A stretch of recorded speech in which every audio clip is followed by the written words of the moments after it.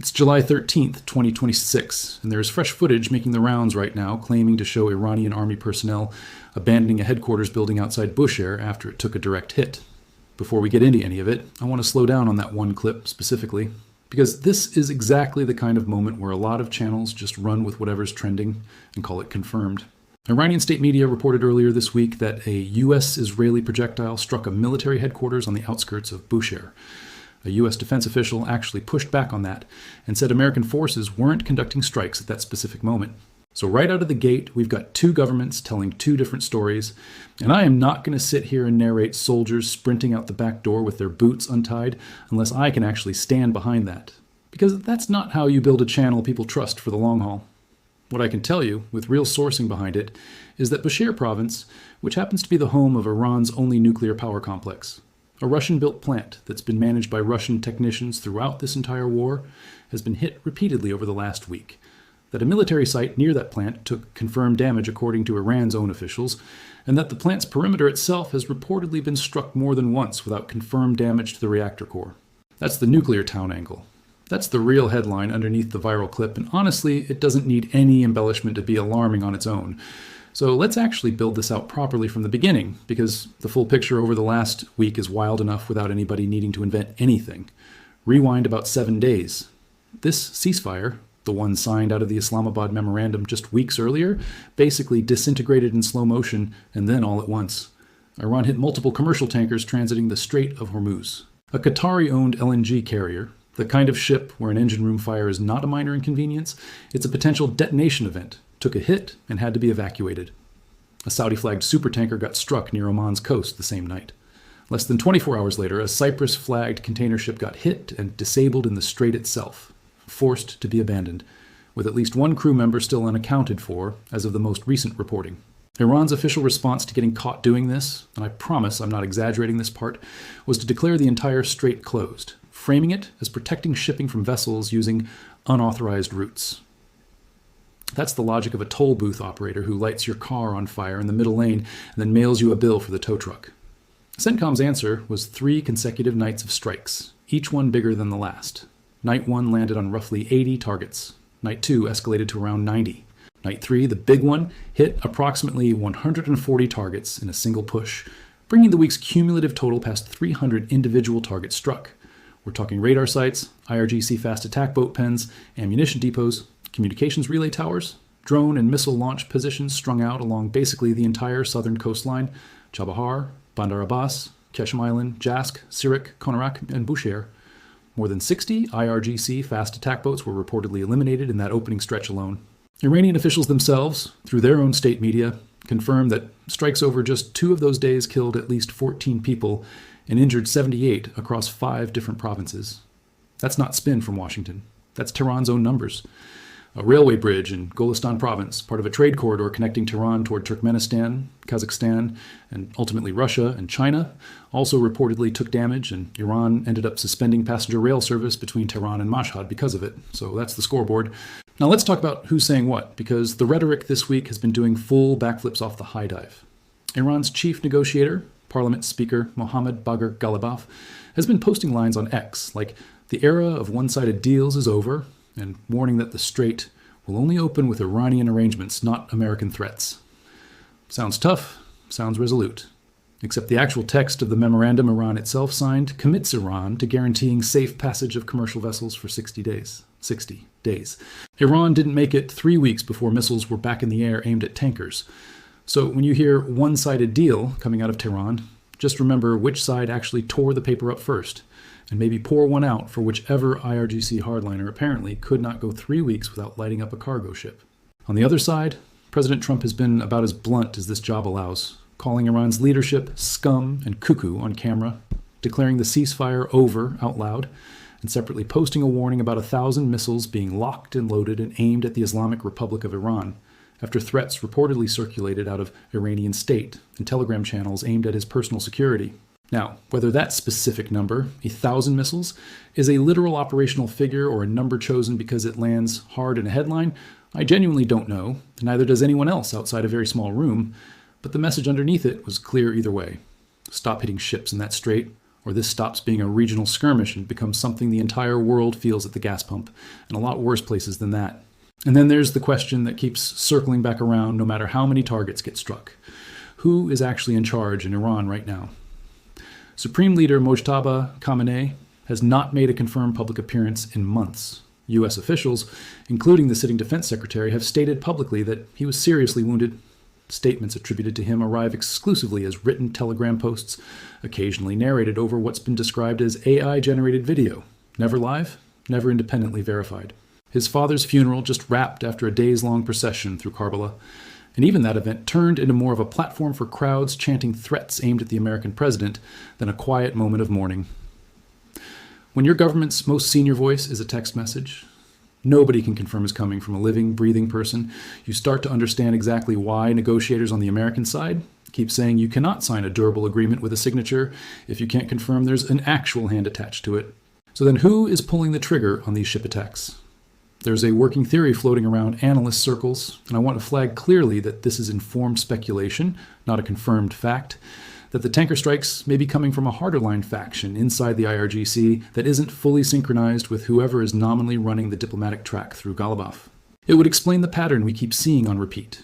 Quiet back-channel talks happening through Omani and Qatari mediators on one hand, ballistic missiles, and Shahed drones flying at tankers and Gulf state bases on the other. Almost like two separate governments operating out of the same building. It would also explain why the coastal commanders in particular keep escalating rather than standing down, because those are the specific units positioned to profit most directly from tolling the strait, and they have every incentive in the world to keep that fire burning, even while the front office in Tehran claims publicly that it wants a deal. Let's get into the hardware for a minute, because this is genuinely one of the more interesting pieces of what's happened over the last week from a pure operational standpoint. The strike packages hitting southern Iran have followed a fairly textbook sequence for punching through a layered, partly Russian-supplied air defense network. First through the door are typically the electronic warfare and suppression platforms, F-16s configured in the Wild Weasel role, hunting Iranian radar emitters with high-speed anti-radiation missiles, because the moment an Iranian radar operator lights up his scope trying to track the incoming package, he's essentially volunteering his own coordinates. Behind that first wave comes the actual strike package, F-15E Strike Eagles, carrying a mix of 2,000-pound and 500-pound precision-guided munitions, F-A-18 Super Hornets, flying off the Carrier Strike Group operating in the Arabian Sea, and reportedly standoff cruise missile shots layered in from surface combatants and submarines for the harder, deeper-set targets that don't need a manned aircraft flying directly over them. CENTCOM's public statement on the operation included a line about special capabilities that can't be listed, which is exactly the kind of phrase that's engineered to cost an Iranian air defense commander a full night's sleep, without giving him anything concrete to actually plan a defense around. Iran's response to all of this has mostly been what it's always been throughout this entire war. Shahed one-way attack drones, ballistic missiles from the Shahab family and its variants, and occasionally an anti-ship cruise missile aimed at whatever happens to be transiting the strait at the time. Reports over the last week put Iranian missile and drone launches against Bahrain, home of the U.S. Navy's 5th Fleet headquarters, as well as Kuwait and Qatar, among the retaliatory responses to the American strike campaign, along with a reported barrage aimed at Jordan's Prince Hassan Air Base. Interception rates on the receiving end have reportedly been high across the board, which actually matters quite a bit here, because Iran does not have an unlimited magazine. Every fast attack boat that gets eliminated, every launcher that gets destroyed, every coastal radar site that goes permanently dark is capability that does not regenerate overnight, especially with sanctions freshly reimposed on Iranian oil exports and the country's one real financial escape hatch, that rail corridor running north toward Russia and China, reportedly damaged, and passenger service suspended entirely. Here's the strategic read, and I want to be upfront that this is the part of the video where a lot of channels in this genre go completely off into the weeds with pure speculation. So I'm going to try to keep this grounded in what's actually been reported, rather than what would just make for a punchier line. Iran's negotiating leverage throughout this entire conflict has rested on essentially three legs. Leg one is control of the Strait of Hormuz itself, the single most valuable choke point on the planet for global oil flow. Leg two is the ability to route trade and revenue through Chabahar, Iran's only deep water port with direct access to the Indian Ocean, bypassing the strait entirely if things in the Gulf get too hot. Leg three is that rail corridor toward Russia and China, the physical thread that keeps sanctions pressure from becoming fully suffocating. Over the course of this past week, U.S. strikes have landed on pieces of all three of those legs simultaneously. A heavier U.S. naval and air presence contesting the strait itself, reported damage around Chabahar's port and control tower infrastructure, and that rail bridge damage up in Golestan province cutting into the northern supply line. None of these individually end the war overnight. Taken together, though, this looks a lot less like symbolic retaliation and a lot more like a deliberate, sequenced attempt to remove the legs from under Iran's entire negotiating position, rather than just punishing it for the headlines.